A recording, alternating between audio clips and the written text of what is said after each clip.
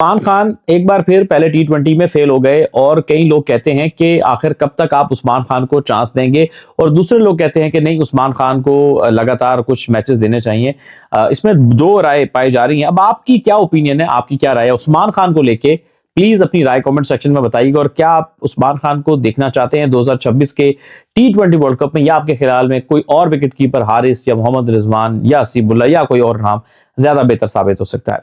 कुछ अगर हम स्टैट्स नंबर देखें उस्मान खान के, तो 20 मैचेस में 251 रन, 14.76 का एवरेज, 120.67 का इनका स्ट्राइक रेट, 150 है इस फॉर्मेट के अंदर। और कई लोगों का यह मानना है आखिर कितने चांस दिए जाएंगे। कई लोगों की यह राय है कि भाई ये तो गली लेवल का टैलेंट है, इस तरह की बात करते हैं। और दूसरे लोग कहते हैं कि नहीं भाई, वो एक बेहतर प्लेयर है, थोड़ा उसको साथ लेके चलना पड़ेगा, कंडीशंस का प्लेयर है। चलिए पहली राय पे थोड़ी बात करते हैं, जो लोगों की ओपिनियन है। कई लोगों का कहना है कि वो गली लेवल, खैर गली लेवल तो बहुत एग्जैजुरेशन हो जाती है, गली लेवल का तो प्लेयर नहीं होता। प्लेयर तो आप ये कहिए कि इस लेवल पे डोमेस्टिक में परफॉर्म करके यहां तक पहुंचा। हाँ, ये जरूर है कि उनके खेलने का एक अपना एक अंदाज है, बहुत स्टाइलिश नहीं लिखते, बड़े एक डिफरेंट तरह का, आपको इतना अट्रैक्ट ना करने वाला उनका स्टाइल है खेलने का, जिस वजह से लोग समझते हैं कि उनकी टेक्निक बहुत ही पुअर है। हाँ, ये जरूर है कि उनकी लिमिटेशंस बहुत हैं। अब लिमिटेशंस क्या हैं? अब दो चीजें उसमें बहुत गौर से सुनिएगा। एक ये कि जहां पे तेज विकेट है, फास्ट बॉलिंग के लिए सपोर्ट है, बाउंस है, वहां पे उनको प्रॉब्लम है। दूसरा, जहां पे स्विंग है वहां उनका प्रॉब्लम है। जाहिर है उन्होंने इतनी फर्स्ट क्लास क्रिकेट नहीं खेली, तो उनकी उस तरह से टेक्निक नहीं है कि एक्स्ट्रा बाउंस, एक्स्ट्रा पेस या एक्स्ट्रा स्विंग को वो मैनेज कर सके।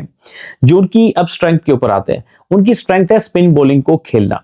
अब आप उसके 90% मैचेस देखेंगे, आपने उनको एलियन कंडीशंस में खिलाए हैं।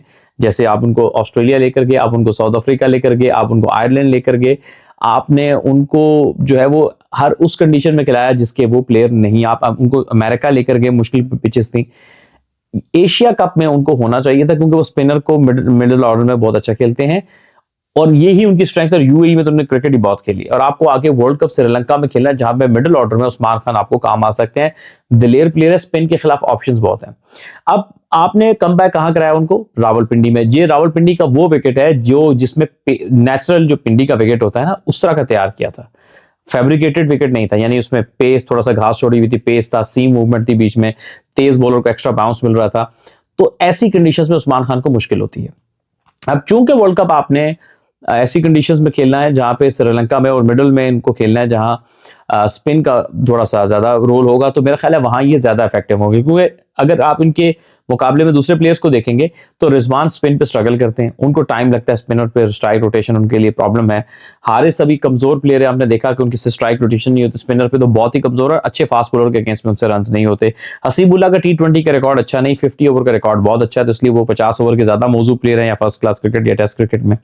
तो इसमें जो सबसे बेहतर ऑप्शन बजाहिर अभी इस वक्त के सिनेरियो में टी20 में दिख रही है वो उस्मान खान ही है। लेकिन आपको यह जरूर पता होना चाहिए कि किन कंडीशंस के प्लेयर है। अभी तो उनका कमबैक हुआ है, पिंडी का विकेट उनके हिसाब से नहीं था। इतने हम ये नहीं कहते कि वो हर्ड कंडीशन के प्लेयर है, लेकिन जिन कंडीशंस में आपको वर्ल्ड कप खेलना है, एक तो वहां पे वो काम आएंगे, दूसरा मिडिल ऑर्डर आपका कमजोर है, स्पिन पे फंसते हैं, तो वहां पे आपको ये बेनिफिट देंगे उस्मान खान। तो ये कुछ ऐसी चीजें हैं जो कि आप उनको एक रिलायबल ऑप्शन बना सकते हैं। और हमारे पास अगर इससे बेहतर कोई ऐसा अच्छा ऑप्शन होता तो जाहिर है कि हम उसी ऑप्शन की तरफ जाते।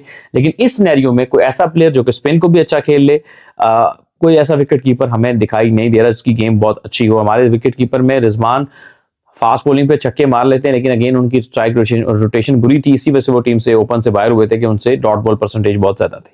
आइडियल सिनेरियो पाकिस्तान के पास कोई भी नहीं है, एक तरफ कुआं एक तरफ खाई है। लेकिन इस सारे सिनेरियो में जो दस्तयाब खिलाड़ी हैं उसमें महसूस ऐसा होता है कि शायद उस्मान खान बेहतर चॉइस साबित हो सकते हैं स्पिन के खेलने के मामले में। मिडिल ऑर्डर में, क्योंकि याद रखिएगा कि मिडिल ऑर्डर में जब बैट्समैन बैटिंग करता है, अगर ऊपर से कोलैप्स ना हो तो आपकी पहली स्ट्रेंथ की जो बॉलिंग होती है वो जा चुकी होती है। मिडिल ओवर में या तो आपके सेकंड स्ट्रेंथ के बॉलर आते हैं, फास्ट बॉलर, या फिर आपके स्पिनर्स आते हैं, जहां पर उनके रोल की एक समझ आती है। लेकिन जाहिर है थोड़े से टाइम लगेगा।